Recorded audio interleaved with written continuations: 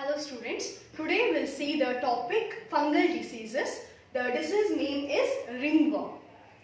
So the causative agent of ringworm are three: Microsporum, Trichophyton and Epidermophyta. So these three are the fungal groups, okay. So Microsporum, Trichophyton and Epidermophyta, these are the causative agents of ringworm, which is a fungal disease. Now what happens usually is the fungal infection happens to the skin, okay. Skin surface will get infected because of the fungus. So it affects the skin, nails, skin folds and groin. So skin, the outer surface is the skin. So it affects your nails also, and skin folds. Wherever the skin folds, you can see where the one skin attaches to the other surface. So there you can see the skin fold. Usually these fungi grow more there, okay. And groin is nothing but the internal organs, okay. So these are the parts which are affected because of this ringworm. So ringworm is not a worm, it is a disease in fact, okay. So next we'll see the symptoms of ringworm disease. So the first symptom is dry skin. I told you the skin will be affected more because of ringworm. So here the dry skin is seen because of this ringworm. Then scaly lesions in nails and scalp with itching. So the characteristic of this ringworm is itching. So the skin surface, skin folds, groin, everywhere it starts itching, okay. So scaly lesions are nothing but the rounded surfaces on the skin, okay. So these are called as lesions. So lesions can be dry or they can be filled with the liquid, okay. So scaly lesions in nails and scalp. Scalp is the head scalp, the skin of the head, okay. And the characteristic is itching. So all these parts you will feel a itching kind of because of the growth of these fungi. Next, heat and moisture help the fungi to grow. So you may know this fungus, when it has a very moderate temperature, that is heat and moisture, so it grows enormously. I told you here the skin folds are the region. See, where one skin meets the other skin, so you have a fold in the middle. So there your moisture is nothing but a sweat, what I am speaking of. So it is more. Understood? And this helps the fungi to grow more and more. So where all are the joints, where all are the skin folds, so there this fungus will grow enormously, and this is where it affects enormously. Understood? So how is it transmitted? So is it transmittable? Yes, it is transmittable. So how is it transmitted if you ask? So it is transmitted by sharing towels, clothes, etc. of infected person. So whatever the infected person uses, maybe comb, because you will have scaly lesions on your scalp, correct? So combs, towels and all these are all the ones when you share with the infected person. So this automatically gets transmitted into the healthy person. So this is only one fungal disease which you will have to study here in this chapter, that is ringworm. Next we will move on to the protozoan diseases, okay. So protozoan diseases, the first disease you are going to learn is amoeboiosis, okay, amoeboiosis. So the causative agent of amoeboiosis is Entamoeba histolytica. This is very important. I told you all the causative agents are very much important. So the causative agent of amoeboiosis is Entamoeba histolytica. So you will have to underline them separately, okay. Next, where does it affect? So it affects the large intestine. See, only it affects the large intestine, not the small intestine. So this is the region where it infects, not the small intestine. Only the large intestine will be affected by this amoeboiosis. Next, what are the symptoms of amoeboiosis? So constipation, abdominal pain, cramps, stools with mucus and blood clots. So these are the common symptoms which you can see if you experience amoeboiosis. So let's see one by one. Constipation. Constipation means difficulty in passing the stools, okay. So that you will feel. Abdominal pain. So you will have a stomach ache or abdominal pain in the abdominal region. Cramps. So when you walk faster or you run faster, you will have a muscular catch. That is nothing but the cramp. Okay, so you will experience cramp. Stools with mucus and blood clots. So whenever you pass your fecus, that is stools, so first of all you will experience constipation, and whenever you pass the stools, it will be mixed with mucus and blood. So blood will be passed along with the stool. So this is one of the major characteristic of amoebiosis, which is caused by Entamoeba histolytica. Now how is this transmitted? So it is transmitted by house flies and contaminated food. So wherever the contaminated food is there, it is obvious that these house flies will give a regular visit to the contaminated food. So the contaminated food, when it is consumed by the healthy people, so this particular Entamoeba is getting transferred into that healthy person. Understood? So the major vectors here are house flies. So this may be a neat question. So house flies are the vectors of which disease? So it is Entamoeba histolytica, which causes the amoebiosis. So the disease is amoebiosis. Okay. So this is about the amoebiosis. So the first protozoan disease what we saw was amoebiosis, correct? So the second disease what we are learning is malaria, and this particular malaria we are going to learn in depth. So in detail we will learn about this. So the causative agent of malaria, there are 3 species of Plasmodium which causes malaria. So the Plasmodium is a causative agent, it's a genus name. So the 3 species are Plasmodium vivax, Plasmodium malariae and Plasmodium falciparum. So these 3 species of malaria are known to cause malaria in people. Okay, Plasmodium vivax, Plasmodium malariae and Plasmodium falciparum. These 3 are the species. So where does it affect? So if you ask this, so it will affect our liver and RBC. So liver and RBC, RBC is red blood cells, as you know, okay. So it transmits by biting of female Anopheles mosquito. Means what?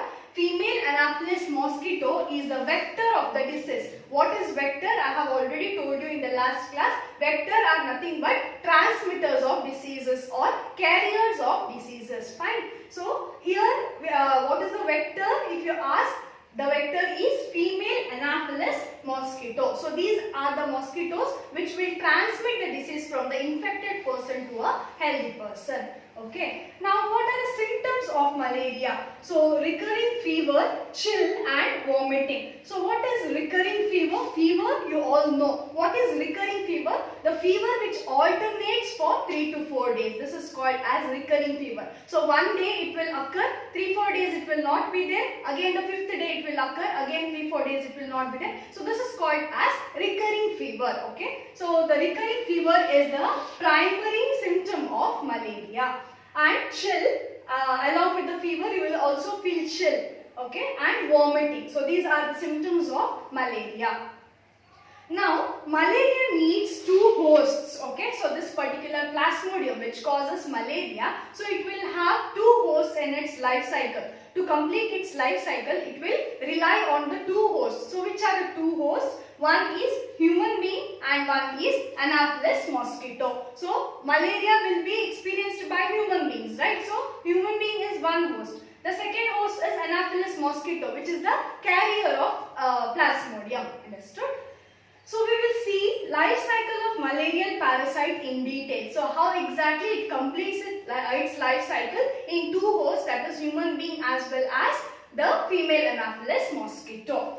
So first, female Anopheles mosquito bites a healthy human and injects sporozoites with bites. So now first what happens? The Anopheles mosquito, female Anopheles mosquito is said to bite a healthy person. Okay, it is common that female mosquitoes will bite you, right?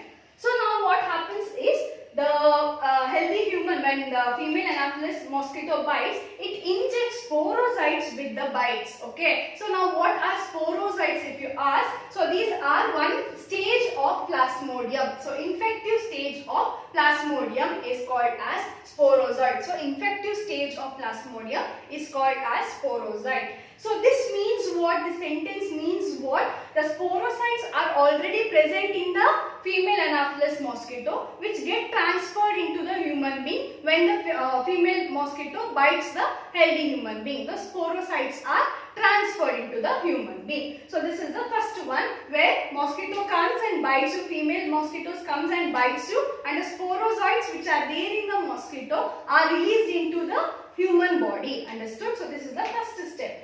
So next one is the parasite reach the liver through blood and multiply. So now you cannot tell where exactly the mosquito bites. Mosquito can bite anywhere to your body, right? So now what does this parasite do? So now mosquito has no more role. The mosquito has already bitten you. The sporozoites have already entered. Sporozoites are nothing but the stage of plasmodium, correct? So now the parasite, what I mean to say is plasmodium itself. Fine. The parasite reaches the liver through the blood. So wherever it bites you, maybe your legs, maybe your hands, wherever it bites you, so these sporozoites which are entered already inside the human body, so they through the blood will reach the liver, okay, human liver. So here you have seen that the affecting site is liver, right, and RBC. So through the blood or through the RBC blood stream, it will reach the liver of the human being. Third step, then attack the RBC and reproduce asexually in RBC and rupture them and release hemozoid. So now what has happened? The mosquito has bitten you, the sporozoites are released into the human body, and then what has happened? The sporozoites have reached the liver through the blood, correct? Now, what happens in the liver is, so in the liver they multiply, okay, so a few members will multiply their sporozoids and then they attack the RBC. RBC is nothing but one of the component of blood, right? RBC, WBC, whatever you have learned. So RBC is nothing but which is present in the blood. So the one more affecting region is RBC, I have told you. So now liver is over, there they have multiplied and they have become many, asexual reproduction has taken place. Now they will attack the RBC, red blood cells, and then they reproduce asexually in RBC and rupture them. Now what do they do? So now if this is the RBC cell, okay, if this is the RBC cell, now what do they do? These sporocytes whatever are there or the malarial parasite, so they will multiply asexually there, and lastly what do? They will rupture this cell. Understood? Now what is harmed? Our RBCs are harmed. Understood? So all the cells are ruptured. All RBC cells are ruptured wherever these sporocytes will go and affect. Fine. And they release hemozoid. So this is very, very important. So what is released is hemozoid. So hemozoid is a toxic chemical or a toxic inorganic substance which is released by the plasmodium when it ruptures the RBCs, and this particular hemozoid is responsible for recurring fevers. I told you, right, what is recurring fever. So why does this recurring fever occur? Is because of the release of this hemozoid, which is an inorganic toxic substance released by plasmodium. Understood? Now what has happened? RBCs have ruptured, right? Sporozoites have become n number. Fine. Next what happens is, few parasites differentiate into male and female gametocytes in RBC. See, till now in which stage they were? They were in the sporozoid stage. So till now they were in the sporozoid stage. Now they are transformed into gametocyte stage. Fine. So gametocyte stage means, so there you can see male and female differentiation. So with respect to the gamete producing ability. Fine. So few parasites differentiate into male and female gametocytes in RBC itself. So here they are infecting the RBCs, they are multiplying there asexually, and then they are differentiated into male and female gametocytes, and then they rupture the RBC. Understood? Now the male and female are taken by the mosquito during sucking blood. Now what happens? So in the RBC itself, the RBC has been ruptured. Now there are some male parasites, there are some female parasites because they have already started the stage of gametocytes, correct? Now these will be there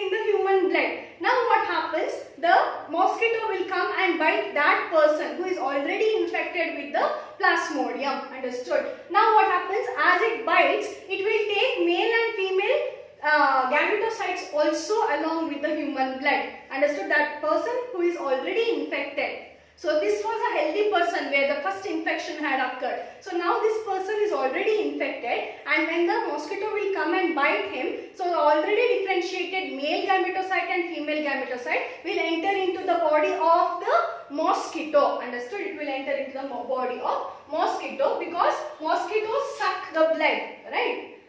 Next, in the intestine of mosquito, formation of gametes and fertilization occurs. See, now the Plasmodium gametocytes has gone into the body of female Anopheles mosquito, right? Mosquito, it has undergone. So now what happens? They are there in the intestine of mosquito because during the sucking the blood, it has already reached the intestine. Okay. Now, formation of gametes occur since male gametocyte and female gametocytes are there. So male and female they undergo the fertilization. So gamete formation and fertilization occurs in the intestine of the mosquito. The next step is the zygote develops and forms sporozoites which migrate into the salivary gland of the mosquito. Now what happens? So since male and female are formed already. So now female and male are formed already. Now what happens when male and female is there? That will result in fertilization, fusion and fertilization, correct? So now fusion and fertilization occurs, okay? This is a sexual kind of reproduction which is taking place. Then what happens? Fertilization occurs and that will result in what? Zygote. Obviously, when male and female come together, they fuse together, fertilization occurs to result in zygote development, correct?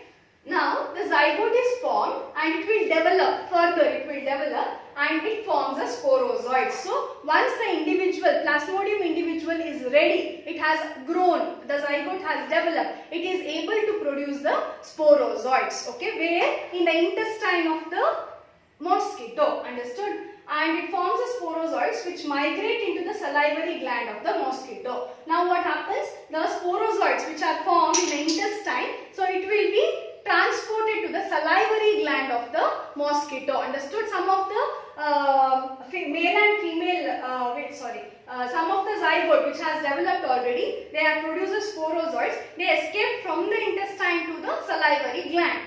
Clear?